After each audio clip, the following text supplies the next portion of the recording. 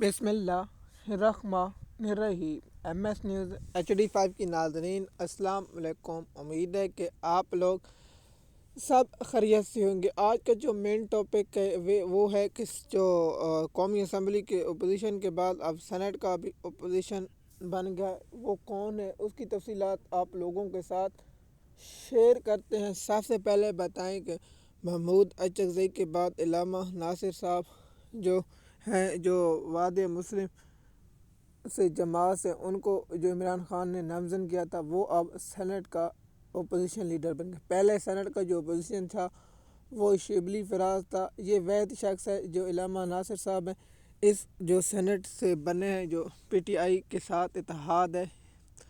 اس پر ہم عمران خان سے ضرور سوال پوچھیں گے کہ آپ دو جماعتوں میں کیوں نہیں اتحاد کیا۔ سب سے پہلے کہ جب ہونا تھا آپ کو 10 لوگوں کو ان لاگوں کے ساتھ دینا چاہیے۔ سب سے پہلے جو سنی طریقے تھے، جو نام تھا حامد رضا صاحب، اور اس کے بعد جو ہیں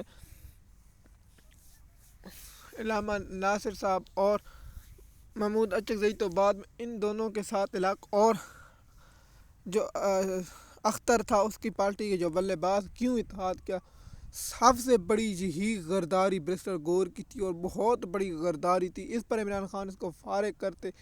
اور دوسری برسٹر گور کی سب سے بڑی غداری تھی کہ ان لوگوں نے وادی مسلم میں شمولیت نہیں کی۔ یہ جانتے تھے، ان کو پتہ تھا یہ نقطہ اٹھنا ہے، لیکن جان بوجھ کر برسٹر گور اور سلمان اکرم راجہ کی یہ غلطی، جس پر آج PTI کے پاس مخصوص نشستیں نہیں ہیں۔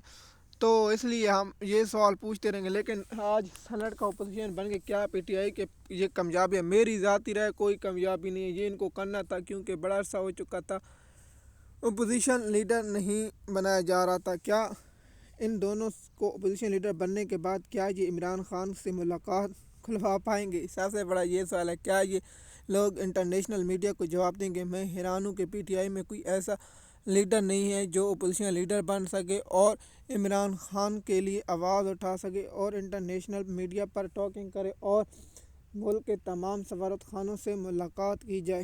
اس لیے ہم بہت ہی یہ بات کرتے ہیں، لیکن کیا PTI کوئی حکمت عملی؟ PTI کے تو لوگ، میں اس پر کہتا ہوں کہ تاریخ میں شہباز شریف بہت خود قسمت ہے۔ 2024 کے بعد جو وزیر اعظم بننا ہے جیلی، اس کو کوئی اپوزیشن نہیں ملی۔ اپوزیشن ایسی ہے جیسے کوئی چیز بھی نہیں ہے، نہ کوئی PTI ایشو پر آواز اٹھاتی ہے۔ عمران خان نے کہا تھا کہ مجھے ایک پلامہ ملا تو میں ان کو گھر چھوڑ گیا۔ گندم سکنڈل، ہر چیز، عوامی ایشو، عدالتیں ناقص مقرر کرنا۔ دیکھیے، آپ پریشر تب بڑھاتے ہیں۔ دیکھیے، میڈیا پر جب سوال پوچھیں تو کہیں کہ عدلیہ کا گھٹیا کردار۔ اسلام آباد ہائی کورٹ چیف جسٹس بزدل کیس نہیں مقرر، جیل کے مقدمے جیلی ہیں۔